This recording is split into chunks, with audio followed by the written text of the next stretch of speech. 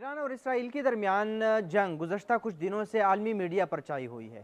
ताहम ईरान से कई हज़ार किलोमीटर दूर पेशावर के ये मार्केट ईरानी मसनूआत पर मुश्तमिल है। ये ईरान की मॉइस्चराइजिंग क्रीम है और इस डब्बे की 220 ml जो है ये वॉल्यूम है। ये यहाँ पे इस मार्केट में 200 रुपये पे दस्तियाब है।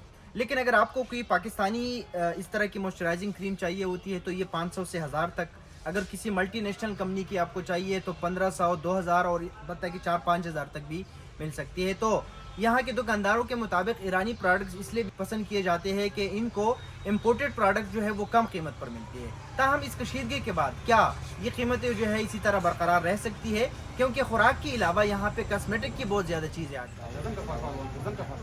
ईरानी का जो बात करते हैं, आपको तो इतना पता नहीं चलता होगा। ये 450 रुपये का बोतल है, ये छोटा बोतल नहीं है। पहले इसका ये पंप देखो, अगर ये पाकिस्तान में बनाते ये खाली बोतल बनाते तकरीबन 150 रुपये से 200 रुपये पर ये खाली बोतल सिर्फ इसका खर्चा इसके ऊपर आएगा। ये कार्टन में फिर बंद होता है दर्जनों के हिसाब से, तो ये सारा 450 रुपये का मिलता है। इस मसले की वजह से ये 900-1000 तक पहुँच गया। इसके बावजूद है ना, ये दांत वाला लोशन है, किसी से ये छुपा नहीं हुआ, सारा दुनिया इसको जानता है। जब लोकल लेता है लोकल वाला वो भी 150-200 रुपये तक मिलता है। जो अच्छा वाला लेता है 1200 से 1800 रुपये तक मिलता है। ये 200 रुपये का पीस है।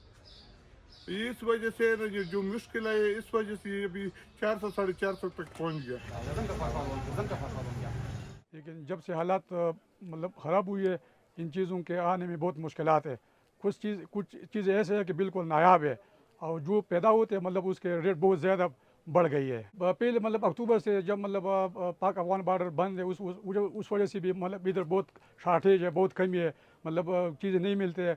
और ज़्यादातर चीज़ जो ईरान का है वो ज़्यादातर आते थे पाकिस्तान को। अगर ये रास्ता भी बंद हो जाए तो बहुत मुश्किलात बहुत ज़्यादा बढ़ेगी। फूड आइटम में मतलब ये टॉफ़ीज़ है, जैम्स है वगैरह, मतलब पिकल्स, अचार वगैरह है।